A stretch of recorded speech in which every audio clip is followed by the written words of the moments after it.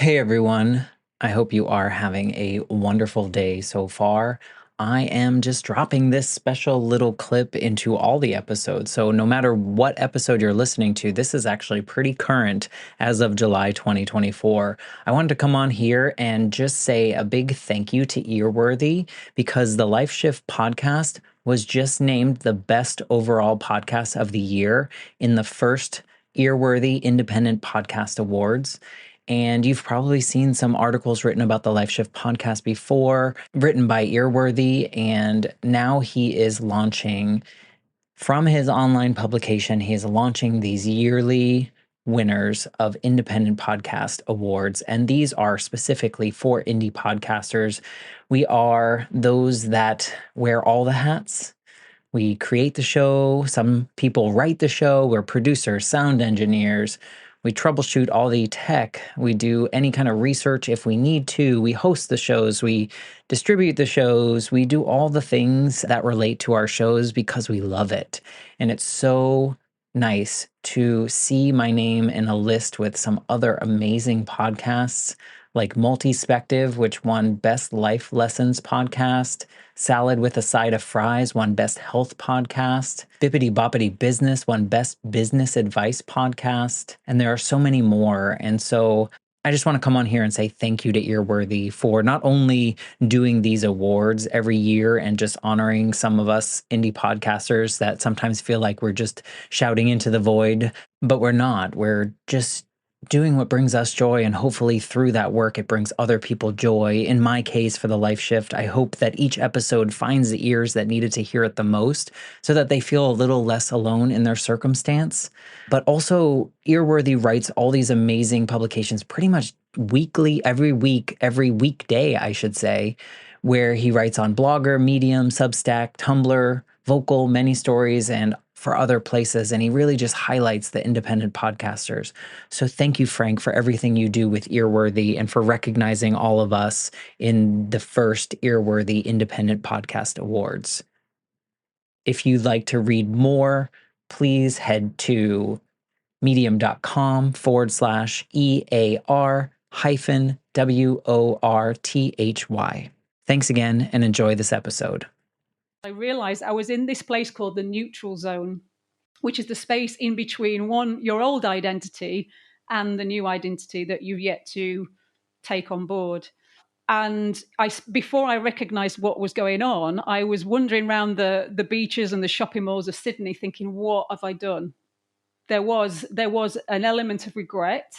I thought I'd given up a great job, great salary. What am I doing here? It was kind of like the 40 days, 40 nights I had to go through to then reconnect or connect even more deeply to who I truly was or am. Today's guest is Rebecca Kirk. She's a spiritual career coach. She's also an author, and really in her day-to-day, she helps others work towards finding deeper purpose and meaning in their careers. Before she started working in this coaching role, Rebecca spent around 15 years in the corporate world, and like many of us get caught up in, she wasn't interested in climbing the corporate ladder. She wasn't interested in getting caught in the office politics. Instead, she was really looking for a richer experience of life, and that meant a deeper connection to her work. In today's episode, Rebecca shares her decision to take a career break, and she went to Sydney, Australia.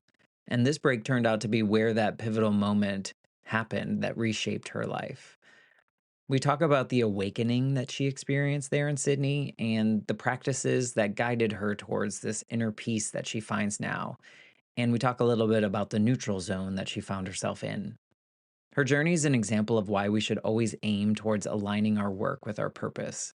It's a story of stepping away from that societal pressure and expectation and instead stepping towards this deeper understanding of the things that we like and want. Before we get into today's episode, I wanted to thank my Patreon members that generously support one episode a month. So thank you to Gail and Nick and Sari. Your contributions help me work to build this show and get these stories to more people. If you're listening and you're interested in directly supporting the show, accessing bonus episodes, and entering my reoccurring t-shirt giveaway, please check out patreon.com/the Life Shift podcast, and you'll find all the information you need. So without further ado, here's my conversation with Rebecca Kirk. I'm Matt Gilhooly, and this is The Life Shift, candid conversations about the pivotal moments that have changed lives forever.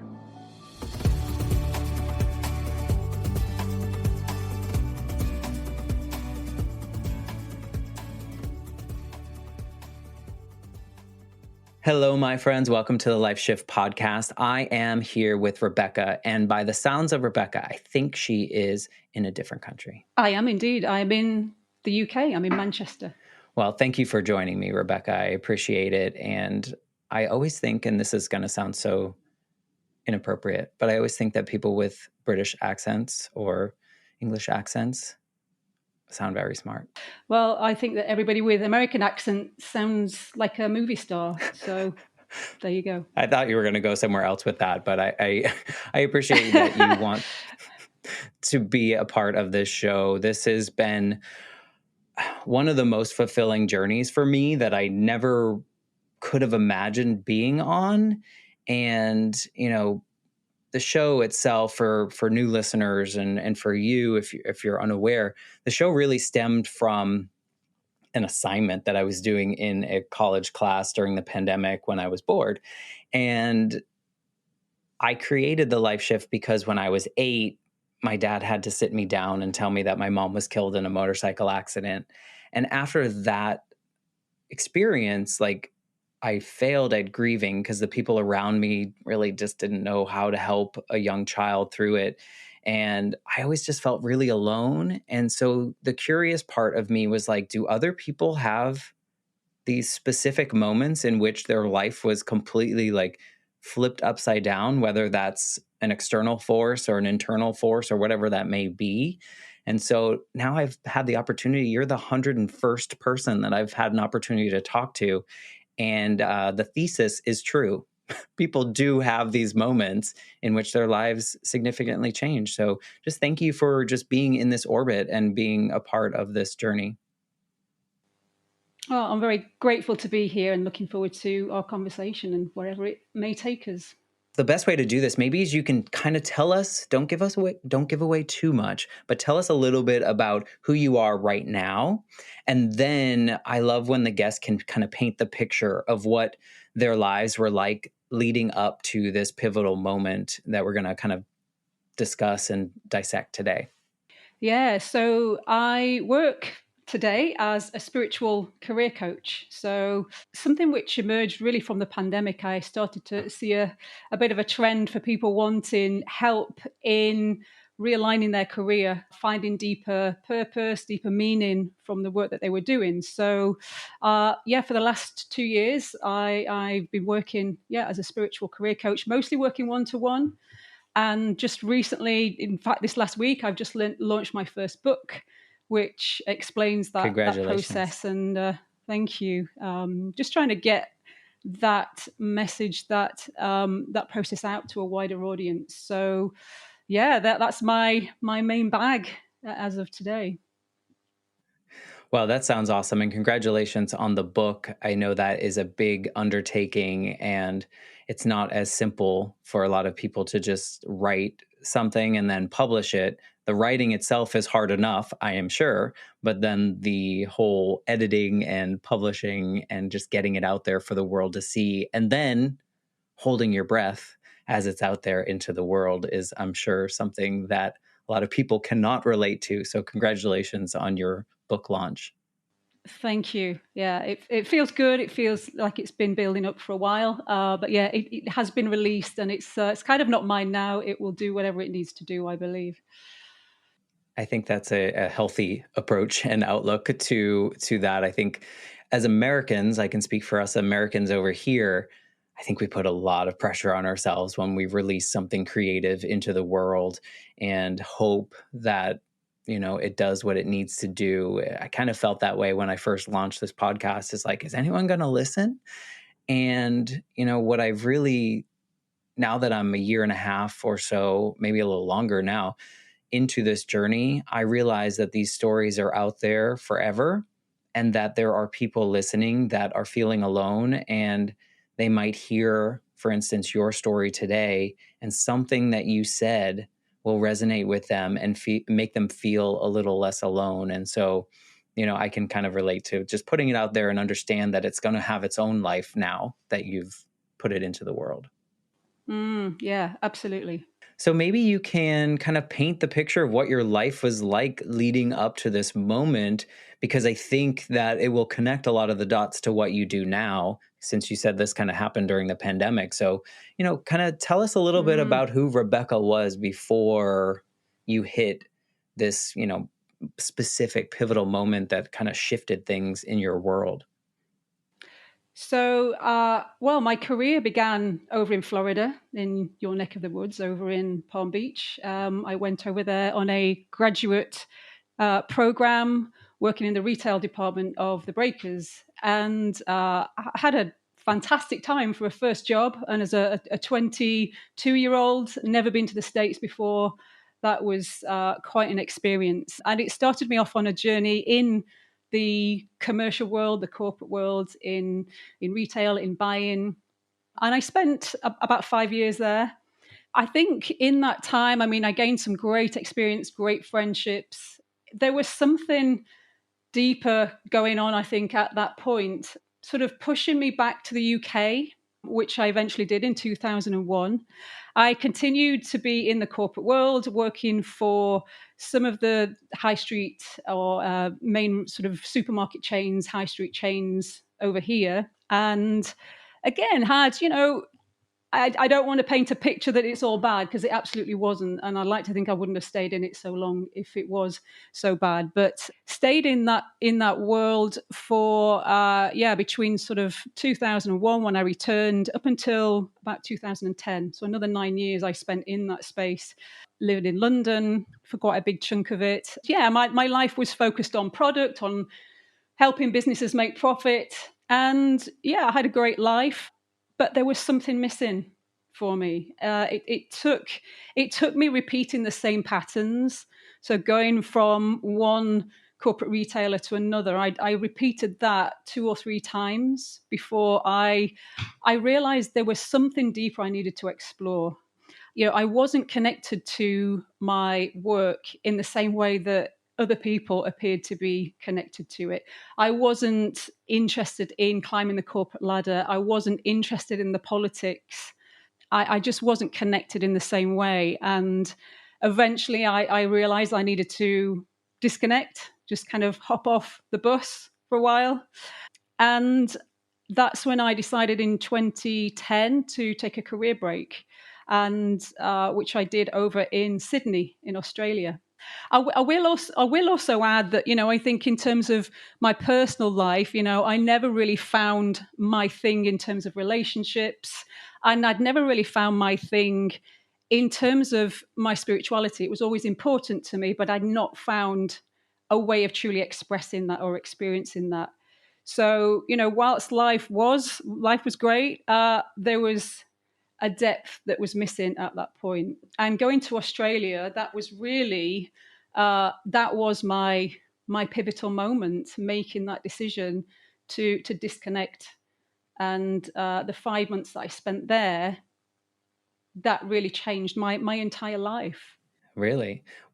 It sounds like, telling your story. I'm wondering if it's similar to kind of how I felt. I talked to a lot of people about what I kind of, I guess, have termed somewhat of a checklist life, in which we kind of, the society had these expectations of us to complete school, and then we need to get this job, and then we need to like do well in this job, and people need to respect us in this particular area, and we need to build these skills, and then we're supposed to, in our personal life, we're supposed to get married, and we're supposed to buy a house, and we're supposed to do all these things. Did you feel like you were kind of wandering through that, and maybe, underneath, maybe a little lost because you're not sure where to go, but you're kind of going through the motions, if you will? Yeah, absolutely. I think, the societal pressure or the expectations, even of friends and families to some degree, that you get married, you have a family, you want to climb the career ladder. It just wasn't resonating with me. And I mean, I'm very grateful that I didn't just choose to sort of go along with that. because the way my life has turned around now, I've had a very different experience since I made that break. Before that break, I'm curious, in those 15 years, was there, you said there was like something that was telling you to leave, the United States and go back to the UK. What was kind of like eating at you? Was it just like a nagging? Was it like an internal nagging? Was it like, oh, maybe there's a better opportunity that I will feel at home? Or, and then you said you jumped from job to job kind of thing. Was it always like searching for home kind of thing? Like, I just want to, I feel like I've done that. Like, I just think the next place is the best. Well, absolutely. I mean, that I think it's a book title. Wherever you go, there you are. So you take your thoughts and your fears and whatever with you, whatever place you are living in the world. And I've certainly found that to be true. So I think possibly there was an aspect that came with me that I then needed to explore.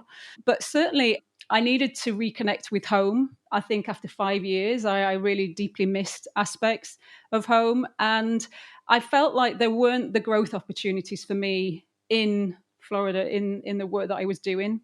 And expansion, I've realized, even just in the process of writing my book, just how important that experience of expansion is to me. That can translate into relationships, into career, in all number of ways. But I think there is something about expanding that is truly just a part of me. And I felt like I would have contracted if I'd have stayed where I was potentially, or indeed even staying within the corporate space in the UK.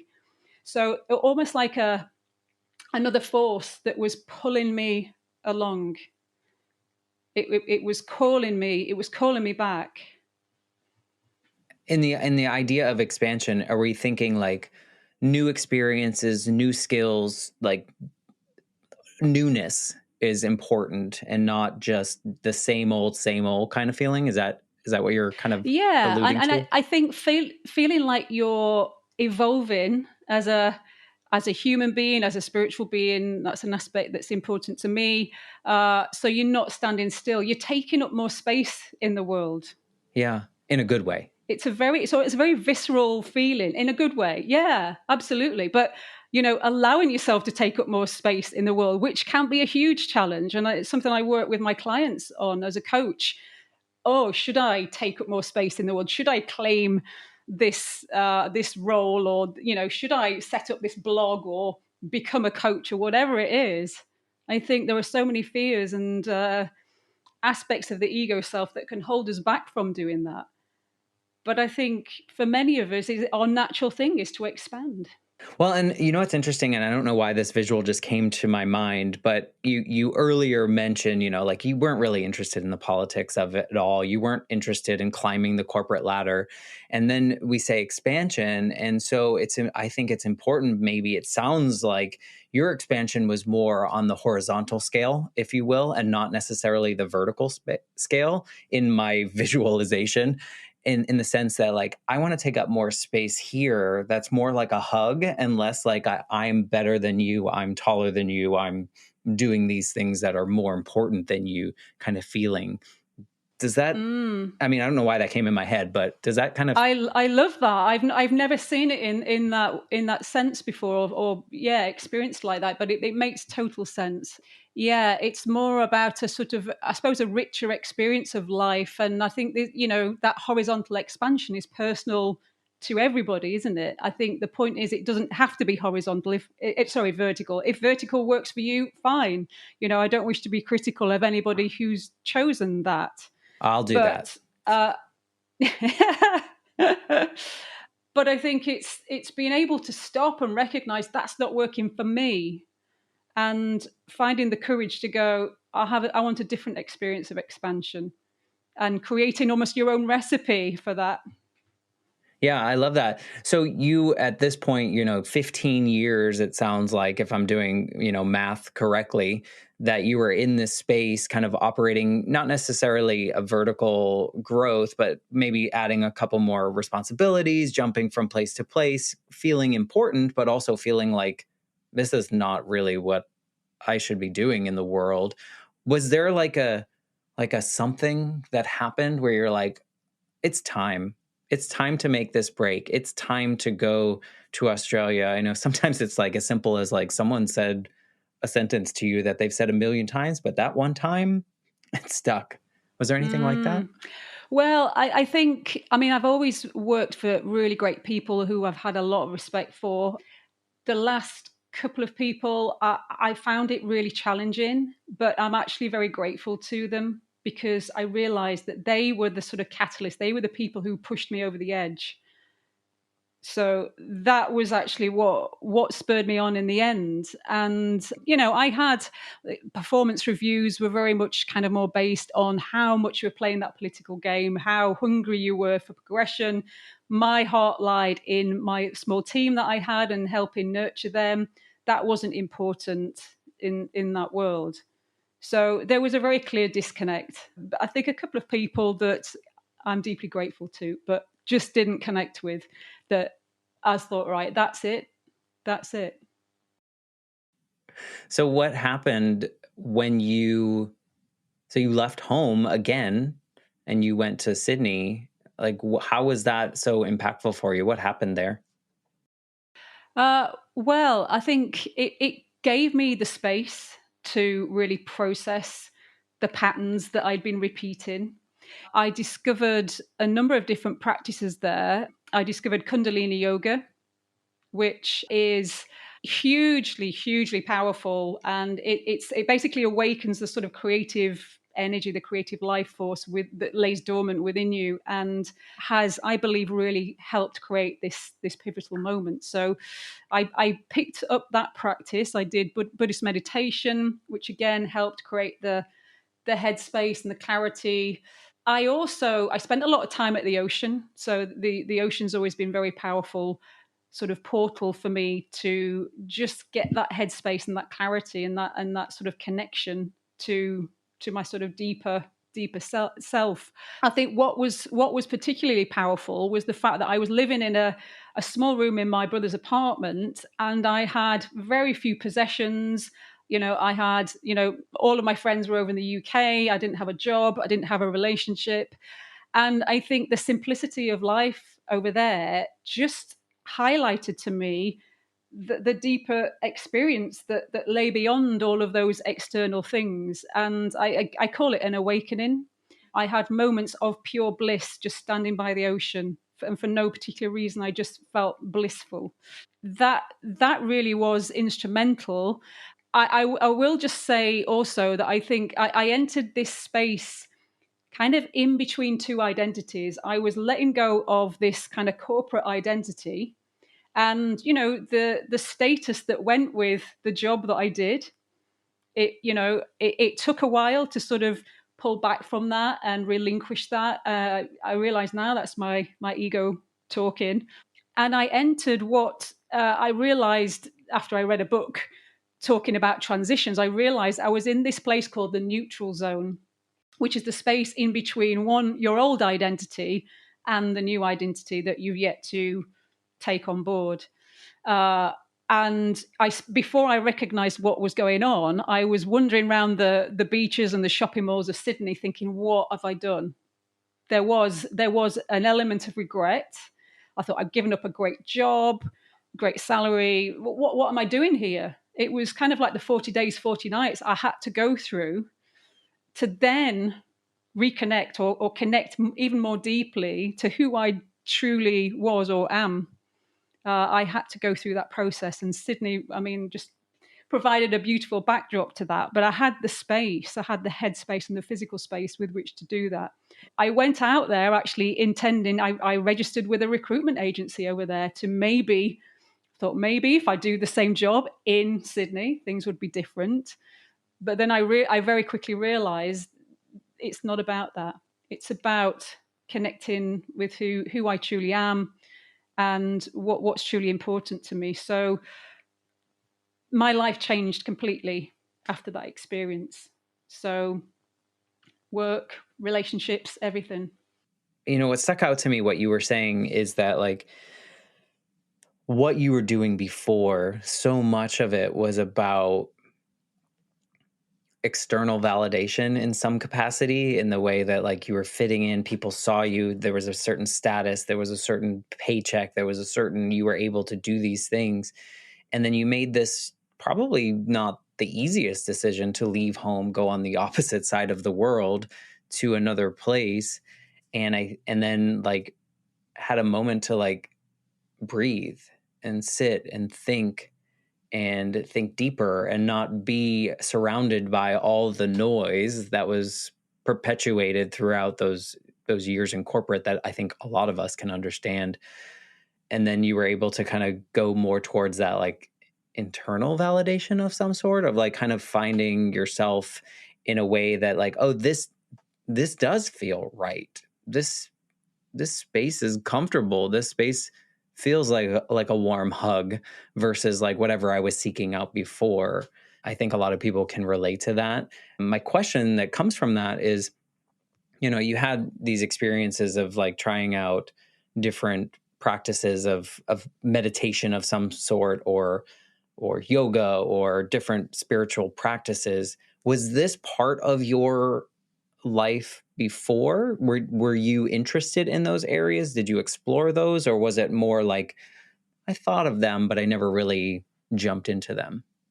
Yeah, I've always been interested in spirituality. I mean, I grew up I went to Catholic school. I'm not Catholic, but I've always been around that. My mum was deeply religious, so we've had lots of conversations. I've been exposed to that world, and really being in Florida, I think, really accelerated that deeper quest, because I was around such an extreme of wealth in Palm Beach that it couldn't help but sort of make me question, there has to be more to life than this.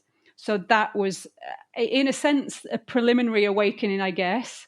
So I was already very open to it. I just hadn't found my thing. And Kundalini yoga and Buddhist meditation, they helped me express it, and it gave me an outlet, which just made sense to me. And I also believe, we're all energetic beings. And I think what the yoga practice did was it really created an energy shift. It changed my vibration, so that the things that I then started to experience over time, we're talking about sort of, the last 13 years, really, it's still unfolding, but I feel like As it I'm should. vibrating at a different level. Yeah. And the things that have been attracted to me as a result, I believe, come back to that point in Sydney, and creating that energetic shift. Did it feel when you had that moment, was it like, I'm thinking it was probably looking at the ocean, or being around the ocean, or being near the water in some way? Was there like a wash of a different feeling? Like, did you, because it sounds like it was building up to something, and then something must have like been like opened that door kind of. I don't know why I keep talking about the Wizard of Oz, but when Dorothy opens the door and she's in Oz and everything's in color. Did you have a moment like that where it was like all of a sudden you were like, oh, it all makes sense, this is the direction I need to go? Yeah, I think definitely at the beach, when I had those blissful moments, I realized there was I guess it was a kind of a light bulb moment, really. And it's a funny thing, because you can't, much as you try and get yourself back to that moment, you just have to experience it as and when it comes, and not kind of grasp for it, because that's counter to it. I'd love to experience it all the time, but the point is, I'd had that moment. And I think it very often is an act of grace, really. We don't sort of ask for it. Maybe the conditions were right, I was open to it, and it came through, and it came through the ocean, because that's how I experience my spirituality. It's not a religious form, it's through nature, through where I believe, the universe is part of everything, part of the trees, the sea, animals, insects. It's all around us. And Australia was brilliant at providing that portal. That's amazing. So when you found, part of that blissful moment, I think you don't know it until you have it, and then you go back to another space where you're not having it and you're like, oh, I need to get back there because that felt right, that felt in the right space. I could simplify this whole idea in my own head and bring it back to this podcast and my own grief journey and how many things I tried to do that I didn't know I was trying to do to find my way here to that healing journey for me. Like I would try writing, or I would try digital art, or I would try, like whatever kind of outlet of some sort. And then until I did this, which was always like really scary, until I did this, I didn't know what that feeling felt like and how it all kind of fit in. So if I simplify it to something like this, it makes sense in my brain how that kind of blissful moment probably felt similar to you. Like I've been searching, I've been looking, I've been jumping to this job or this space or this country or whatever it may be. And now I found it. Like, here it is. Can we bottle this up? And the thing is, it's nothing to do with any of those things. And it's something I believe we all have access to within us. I think it's if we turn the volume down on external things, or we don't sort of conform, I suppose is the word, to everything that's expected of us. I believe we So can tune hard. into that. It is maybe not everybody's experience in this lifetime.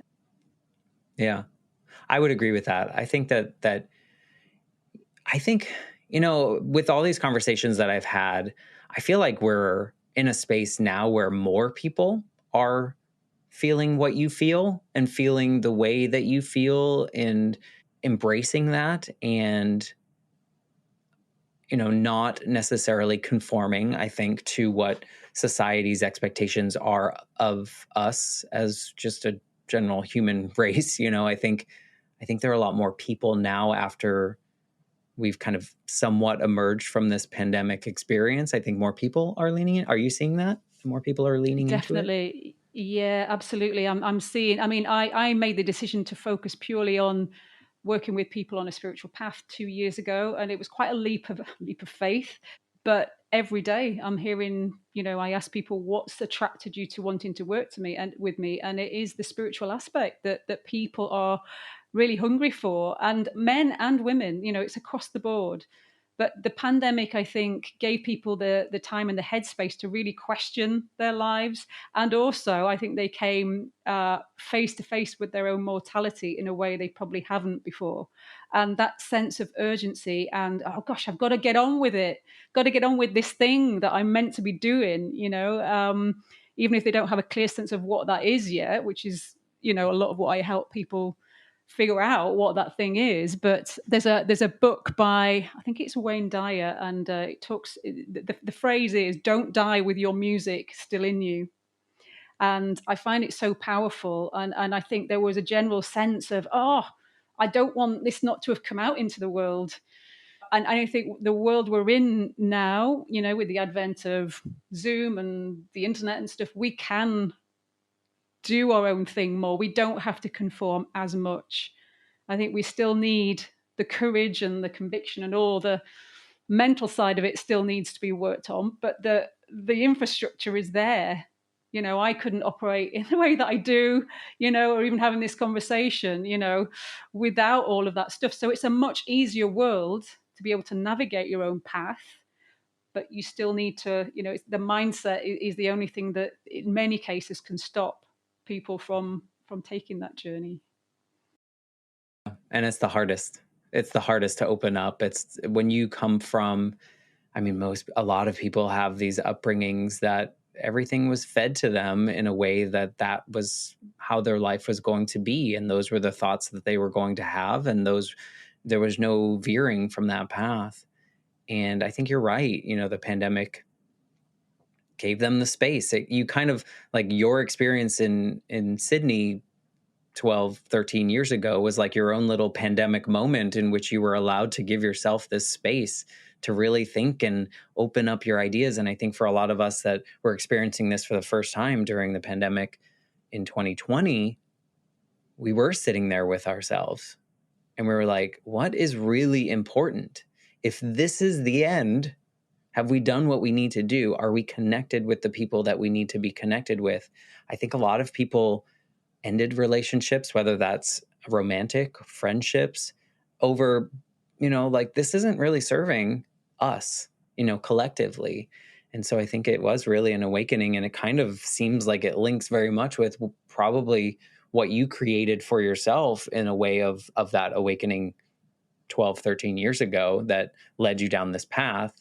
It seems Yeah, it's an interesting it observation. seems like we are all getting it a little later than you were able to make for yourself. Mm.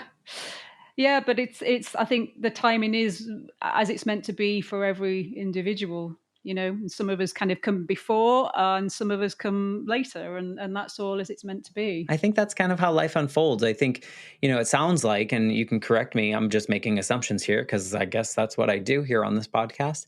But it sounds like this journey, you found this like spiritual side of you more active, I guess, more active spiritual side of you, trying to lean into the energy around you in the universe. And it was like 10 years of doing that and really proving to yourself that this is a thing. This is how you can operate successfully in the world.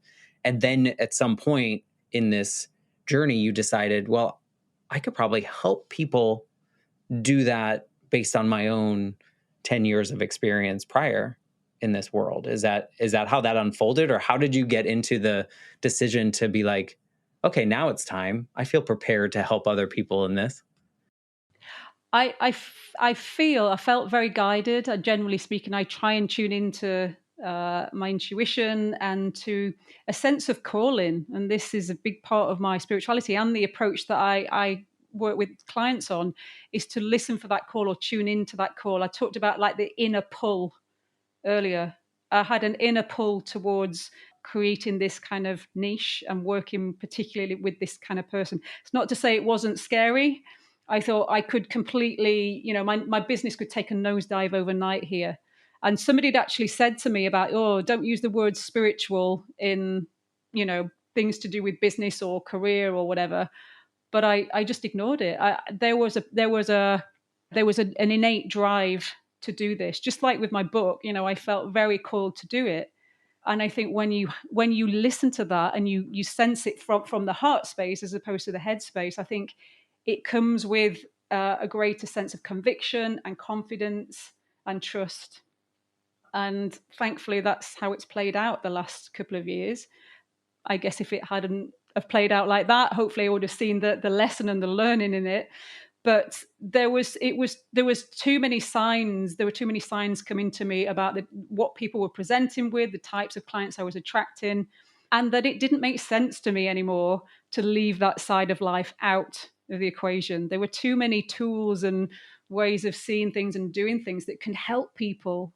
And I believe, the way the world is at the moment, I think this is our salvation, if you like. This is our way through it, is to connect more deeply. So yeah, I just had to go for it. But listening from within is what really helped. I wouldn't have made the decision from my head, I don't think. Or listening to anyone else? I think there is something that, I think a lot of people have intuition. I don't think a lot of people listen to it or take action on that. But I would imagine the first time is scarier than the second time you do it. And the second time is scarier than the third time you do it. And eventually you build up this trust in which you can, trust in yourself and in that pull, in that intuition that you have, that this is going to work out, or it's going to be a lesson, or it's going to be something that teaches me something that will in fact help me later on. And so I would imagine that was kind of a process. What did those like in between years look like? Because you mentioned your business, so it kind of shifted in some way. What were those? What happened after that Sydney experience that kind of led you here? So actually, whilst I was still over in Sydney, I set myself up as a retail and brand consultant. So I'd already recognised that working for somebody else wasn't going to be my path anymore. So I literally set my business up over there. And yeah, I spent the next sort of 4 or 5 years working. My heart lied with working with the small kind of creative entrepreneurs. I did do some corporate work as well. It paid the way. And enabled me to kind of keep going with it. And then I actually helped an old colleague in my last corporate job. I helped her in looking to make that same jump out of the corporate world. And she said to me, "Oh, I've been working with a life coach." She said, "Oh, you ought to think about that, just from the help that I'd given her." So that little seed had been planted. And then it was, I think, maybe a few months after that, I distinctly remember being on a beach in Norfolk on the east coast of England. And again, looking out at the sea, I just had this very clear message that I needed to retrain as a life coach. It sort of whacked me around the face, that light bulb moment. And that was it. So I duly went and trained in early 2016. I feel like I found my thing now, and It feels right. the sort of, yeah, and the lack of confidence and drive and whatever that I sometimes experienced in the corporate world has just kind of melted away.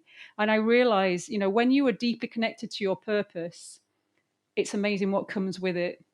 And again, that's why I'm so passionate about helping other people find their purpose and connect with their true power, with their confidence, their conviction, which I believe is there for most everybody, I think. And the purpose could be on any scale. I talk about purpose in a it doesn't just have to be through paid work. I will just say this: for me, purpose can be derived from things in general life as well. We can derive fulfillment in a number of different ways. And I think sometimes we can pin so much on it coming just from our paid work that I think that pressure can be counterproductive. So I always open the discussion on purpose by suggesting a broader definition. And also there is, I think, a spiritual dimension to purpose as well that I think can be very helpful. But yeah, I think there's lots of opportunities every day for us all to connect more. Well, I love that, like, your two maybe most significant pivotal moments were at the ocean or at the water.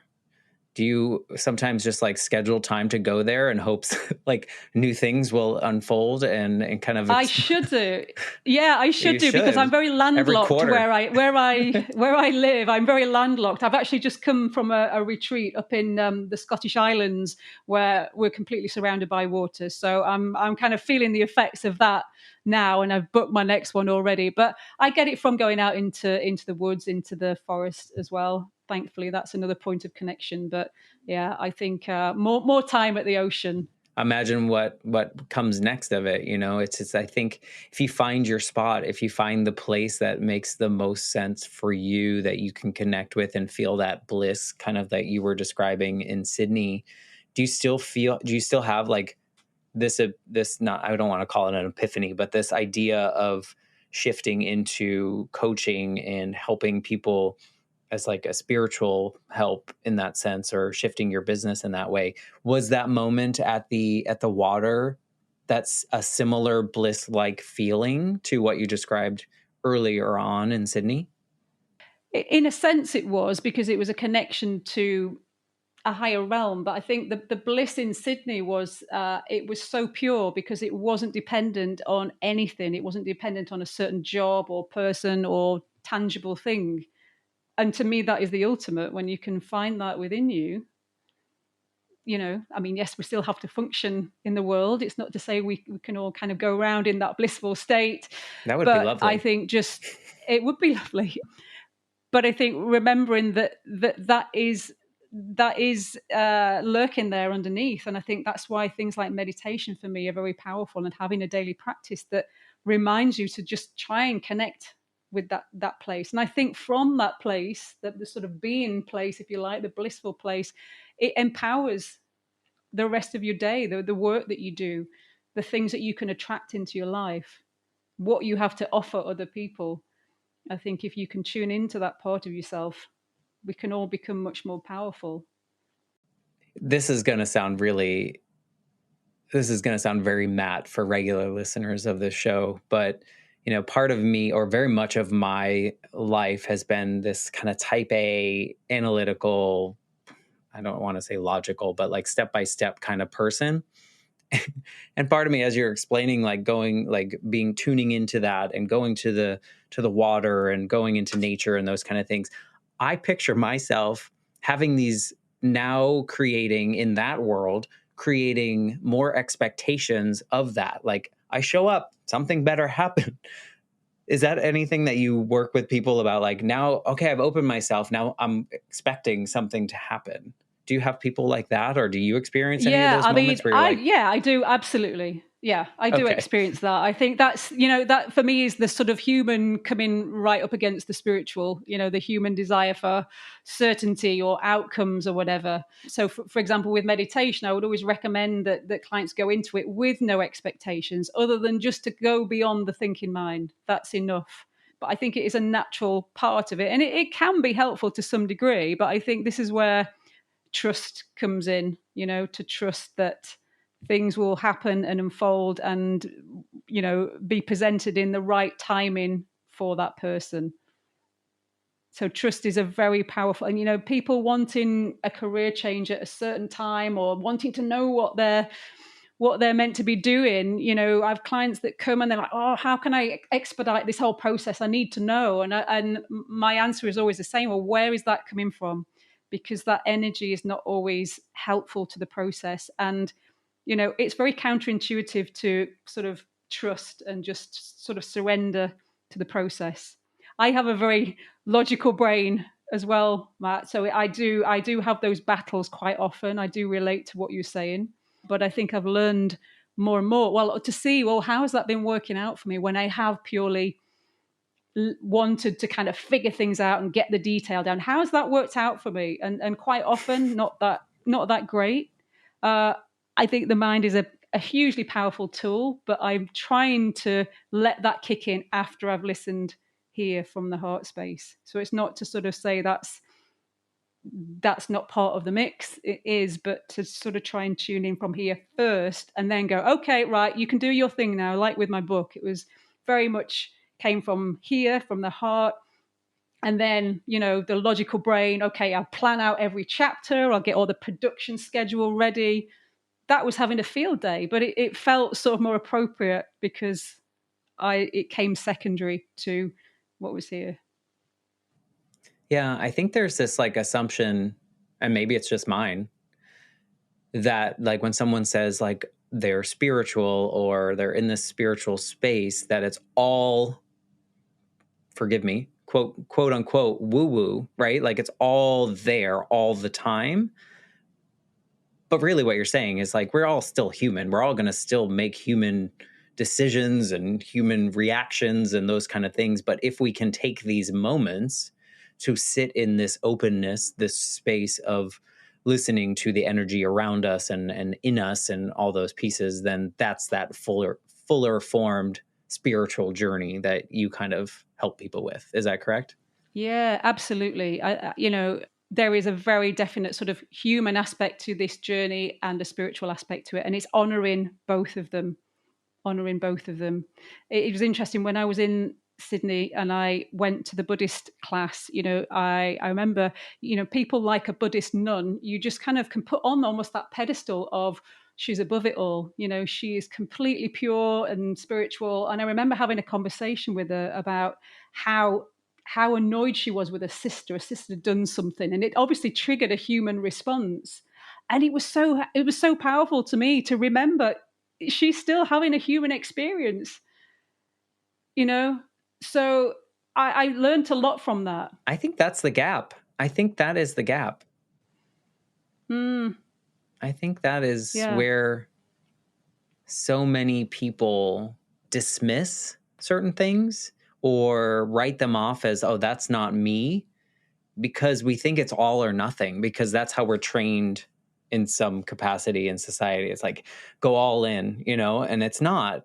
It's really not. And I think that was probably a really helpful reminder for you. But I think for listeners to hear that example as well, is like that Buddhist nun is still a person. She's still gonna have all the range of emotions and different things affecting her as well. Yeah. And I think we're meant to experience those things. Yeah. We're not idolizing this particular person.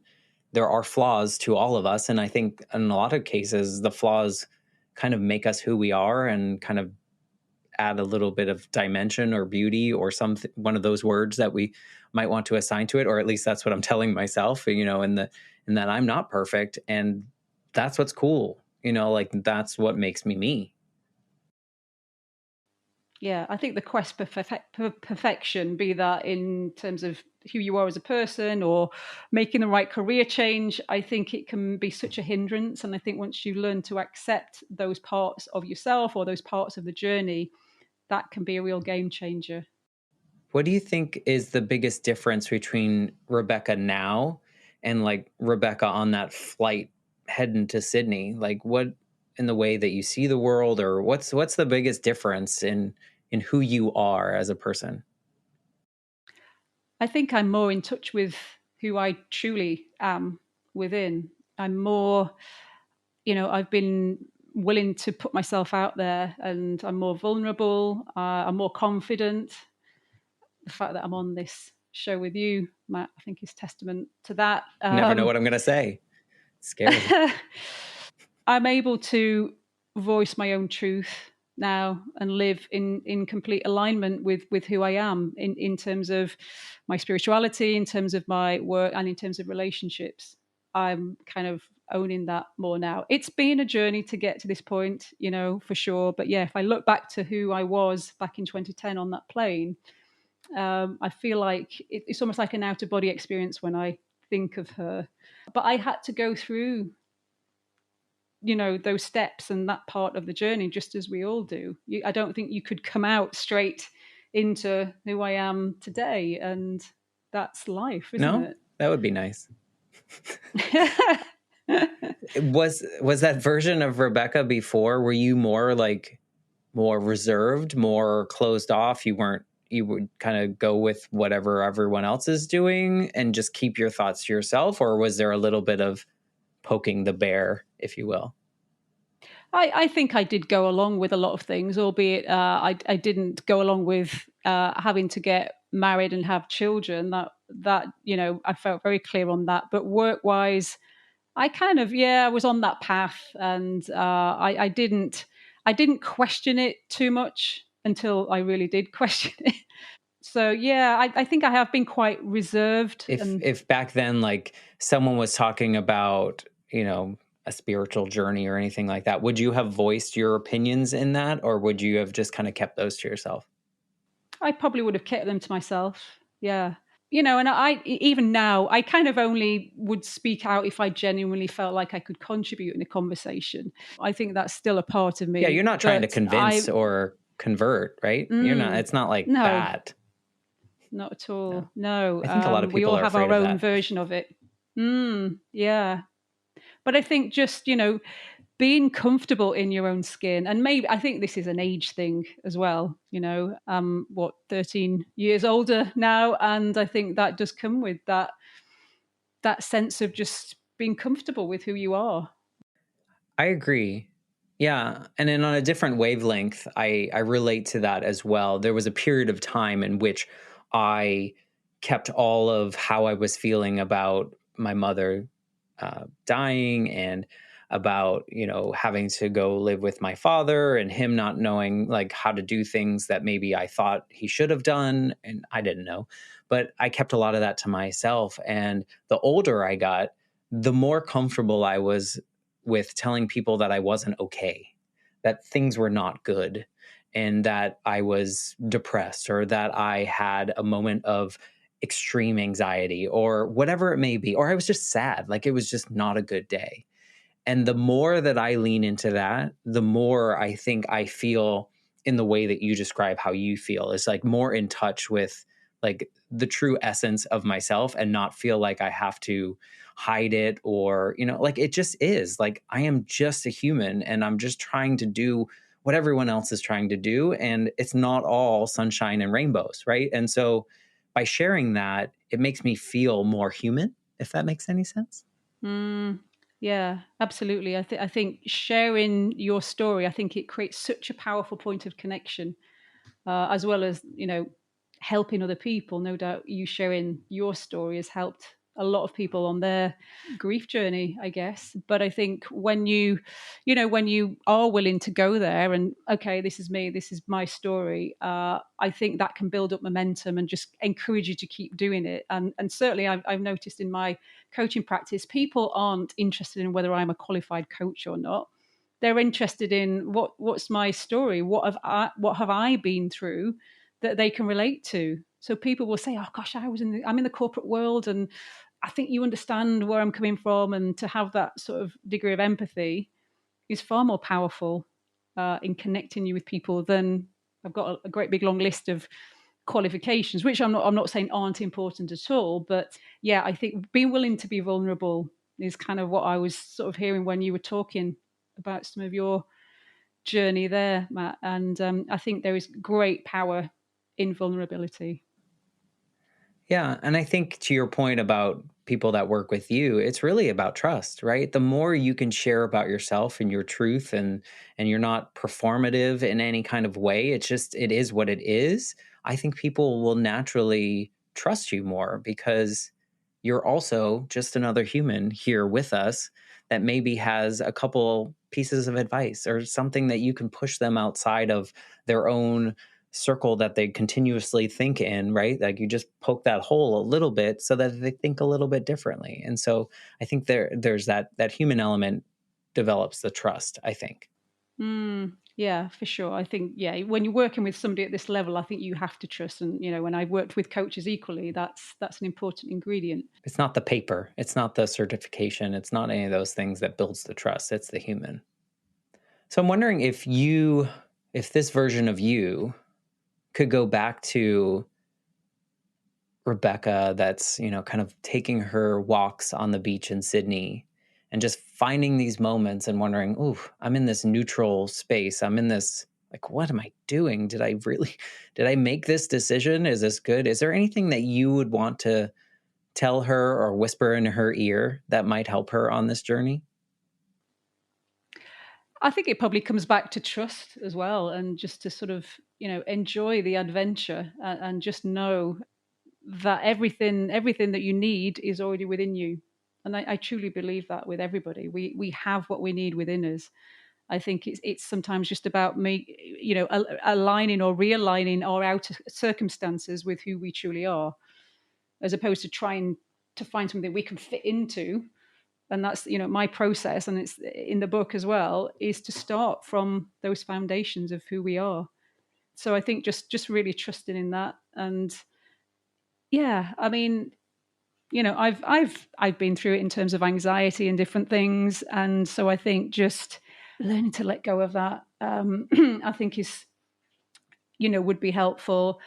After the loss of my mum in 2019, it was interesting. I really feel like that I've let go of a lot of anxiety, and again, another sort of another pivotal moment, really, that because my mum had a lot of anxiety herself, and I almost get this sense she's saying to me, don't waste your life like I did feeling anxious. I agree. When I watched my grandmother die from cancer, I remember towards the end, she told us all, she's like, "I wish I hadn't worried so much because none of it, all that matters at the end is love." And, you're like, "Oh, yeah." And that was really impactful for me moving forward is like, stop wasting all this energy on worry. And sounds like you did the same with your anxiety. Thank you for sharing your story. I know we kind of went into this that I'm not super spiritual, but it all makes sense. It all makes sense to really trust your intuition, trust the energy inside you, trust the energy around you, trust your intuition and all these pieces. So thank you for sharing that story. If listeners want to, read your book or learn more about you or get in your orbit, what's the best way that they can find out more about you? Yeah, so excuse me, my website is rebeccakirk.co.uk. You can find out all the details on my book on there. It will be going on Amazon as well. It's called You're Here for a Reason. You can also join my mailing list. I put out content every month, regular content on the usual channels: Instagram, Facebook, LinkedIn. So there's all ways to connect. But if you go to my website first, and there's a few free resources as well. So if anybody's feeling not sure whether to make a change in their career, for example, I've got a career change quiz. I've got a free on demand webinar as well that can help people with the mindset side of things in terms of making that shift. So yeah, hopefully something of Awesome. help to some of your listeners. Yeah, we will share that link in the show notes, and they'll just go to your website and they can find all those things, right? They can connect with you there and check out all the things that you have. I think there are a lot of people that will listen to your story and that have been like in this neutral zone, if you will, and maybe like are ready to be open, but they need a little nudge, or they needed to hear something that you said that impacted your life in a way that has totally changed it. So, just thank you for being vulnerable and coming onto a show that you don't know me, we don't know each other, and we don't know where this conversation was going to go. But I really just appreciate having this conversation today. Yeah, well, me too, and thank you for having this platform of which you can share these stories as with your other guests that have come on. So yeah, thank you. It's been a great conversation. And if anyone's listening that really enjoyed this episode and you know someone in your life that might need to hear what Rebecca has to share, we would appreciate it if you would share this episode with those people and spread the word. You never know whose story is going to affect someone around you in a profound way. And so that's why we're here. That's why we share these stories. That's why we exist. So thank you so much for being a part of this, Rebecca. And for those of you listening, we'll be back next week with a brand new episode. Have a great day, Rebecca. Thank you. You too.